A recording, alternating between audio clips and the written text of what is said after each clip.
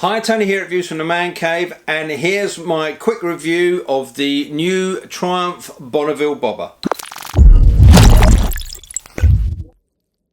Now, I've been waiting for the Bobber to hit the showroom so I can get my hands on one for a test ride. I'd like to thank Jack Lilley Romford for organising one for me. I had it for a morning. Let's see what I think.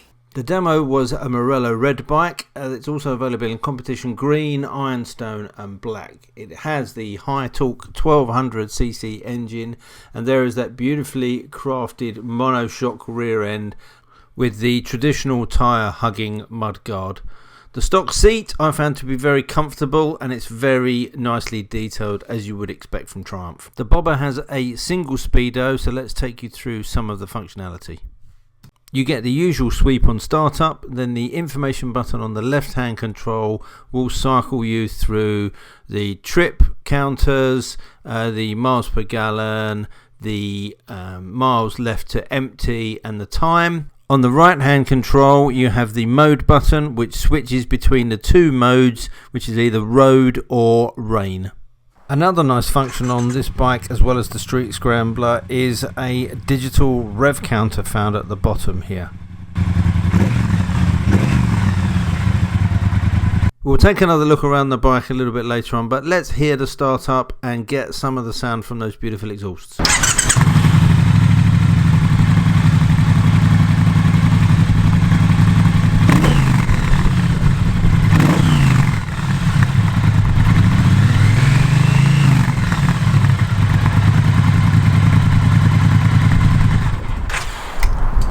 As much as I love looking at this bike, let's get it out on the road and see how it rides.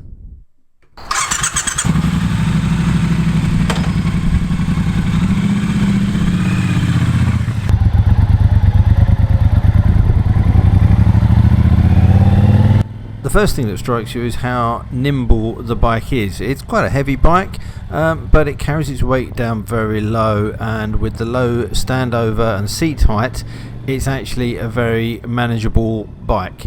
The riding position is instantly comfortable. You don't have to reach for the bars, and after a while you get used to the slightly forward foot pegs.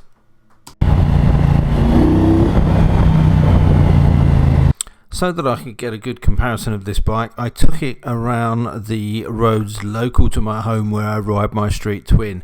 I thought this would give me a great opportunity to compare the two setups of the bikes. And in between avoiding cyclists that cut corners, I managed to get a good mix of roads on the bike. So it varied from bumpy gravelly lanes that you see here through quiet villages onto open wider roads. The surfaces around these roads sometimes can be quite treacherous, but I found the ride of the Bobber to be really nice. I thought it would be bumpy. It is a little bit harder than the Street Twin at the rear end, but I have to be honest and say I didn't mess around with that monoshock at all. I rode it exactly as it came out of the factory and found it to be very pleasant to ride. The Bobber has got mountains of torque that come in very low down in the rev range, so this thing pulls like an absolute train. To try to give you an impression of that, I found a little piece of road I know out at the airfield, where I thought I'd give you an idea of how this thing accelerates.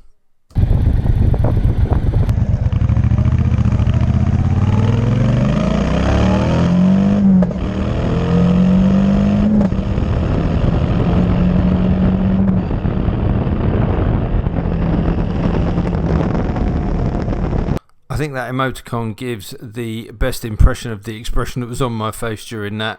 This thing absolutely flies if you need it to. And don't worry about leaning the bike into corners. I have read a bit on forums where people are saying that it's very easy to scrape the pegs. I think those people were actually trying to do that. I rode this bike not aggressively, but with a bit of gumption, and leant into the corners as much as I would do when I'm riding normally, and didn't once have any problems with scraping of the pegs. In fact, I would go as far as to say that this bike isn't that far off as practical as my Street Twin. Yes, it hasn't got quite as much ground clearance, and it has got a longer wheelbase, so turning into corners it is a little bit slower.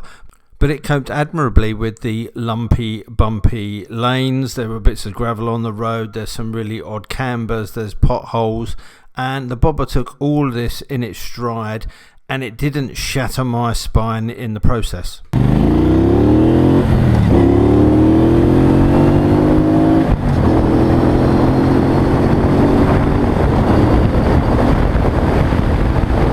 After all that excitement, I thought I'd find somewhere quiet to park up and have another look around the bike, and it is a bike that you will want to look at a lot. The fit and finish, as with all the modern classics from Triumph, is exceptional. It looks fantastic out of the crate, but there are already a number of accessories you can use to personalise this bike. I love that they've continued to make the throttle bodies look like carburetors, and also the ignition moving down onto the right hand side just adds to the custom element of this bike. Now, I use the word custom on purpose and slightly tongue in cheek. When this bike was launched, it did create a bit of a shitstorm on the online forums. Now, most people tended to like the looks of the bike. I think the real problem came from the name, and the traditionalists said, well, it's not really a bobber, and how dare Triumph call it a bobber when it's not. And I kind of get that. It's a bit like Ford launching a Focus, cutting it about a bit, giving it a jazzy paint scheme and calling it a hot rod, which is definitely what it's not. The bobber is a genre bike, and I kind of get where they're coming from, but to be honest, who really cares? Triumph can call the bike whatever they want. This bike is going to appeal to a vast array of riders. You've got those guys that love the custom bikes but are never going to build one themselves. You've got the guys also that love the look of custom bikes but want the reliability and the functionality of a modern bike. I think Triumph have hit the nail on the head with this bike. It looks fantastic, it's beautifully engineered, and it's a real pleasure to ride. Unfortunately, I didn't have the bike for very long. I'd like to thank Jack Lilley for organising the demo, and I really would have liked to have hung on to this bike for a lot longer. However, I did have it for long enough that I needed to stop off at one of my favourite local country pubs for some quick refreshment and another chance to sit and look at this bike. And if you find yourself anywhere near Litley Green in Essex, I can highly recommend popping into the Compasses and having one of their signature huffers.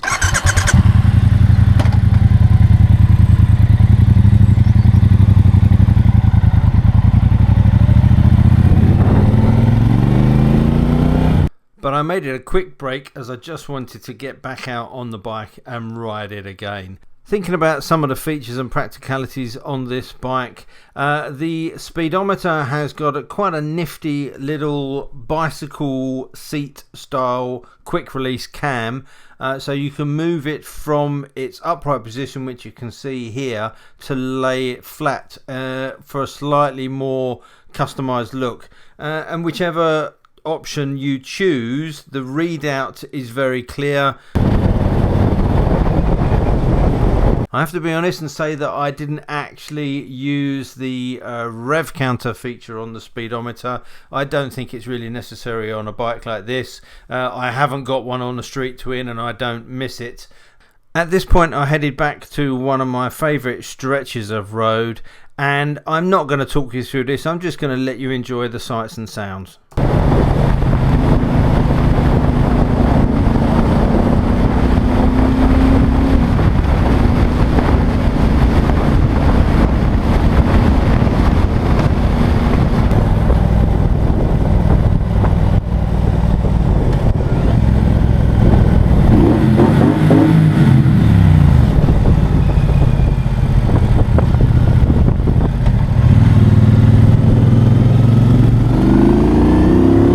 One thing you will be doing frequently on this bike, other than smiling from ear to ear, is calling in for more fuel, because you will just want to ride and ride this machine. Now, in the review, I didn't put a lot of facts and figures and detail in there. The bike is out in the marketplace. If you want to know how much it weighs, what the standover height is, how long it is, all that sort of stuff, you can go away and find that. So the point of this was to give a real world review of what it's like to ride, and it's pretty damn good. The bike looks incredible. There's some really neat work that's gone into the back end. If you consider something like Street Twin, you've got a whole host of electronics in a modern bike which you have to hide away. The Street Twin, if you take the seats off, you'll see where that is. Obviously with the bobber and that swinging rear cradle mimicking a hardtail, it's exposed. You haven't got a lot of space to do that. So the engineers have done an incredible amount of work to hide all that gadgetry and modern paraphernalia. Now it turned out to be a practical bike, and actually more practical than I thought it was going to be.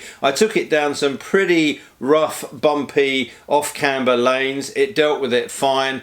Now I wouldn't say you could go touring on it, but I think you could if you had somewhere to stick your luggage. It is a comfortable bike to ride. I was riding it for a few hours. I didn't get arseache at all. I found that stock seat to be very supportive and comfortable. There's an instant comfort when you sit on the bike. It's not too much of a reach for those drag style bars. It's effortlessly comfortable. So it's a great bike if you want to cruise around and pose on it, if you want to pootle around town. It's pretty nimble. You can filter in it. That's not a problem. The bars are not particularly wide. Are there any negatives with the bobber? Well, if I was being niggly, I would want a little bit more front brake. It has only got a single disc on the front, and it was a little bit wooden feeling. I would have liked a little more bite. Twin discs on the front may not have helped the look of the bike from an aesthetic point of view, but they would certainly help it. Having said that, the brakes were not a great problem. I was just expecting a little bit more out of it. For any other negatives, I'm really starting to pick at it. It is a single seat bike, so you don't have that practicality of being able to take a passenger.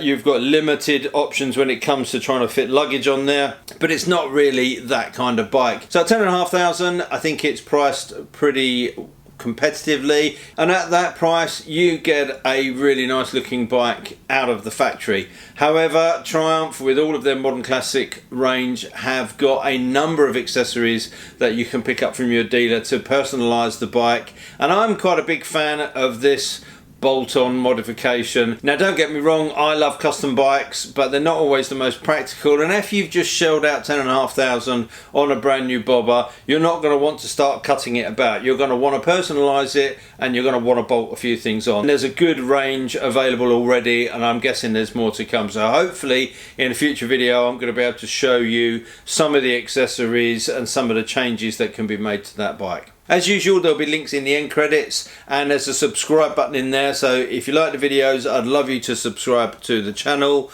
Just click on my ugly mug and that will happen. And until next time, thanks for watching, take care, ride safe, and I'll see you soon. Bye.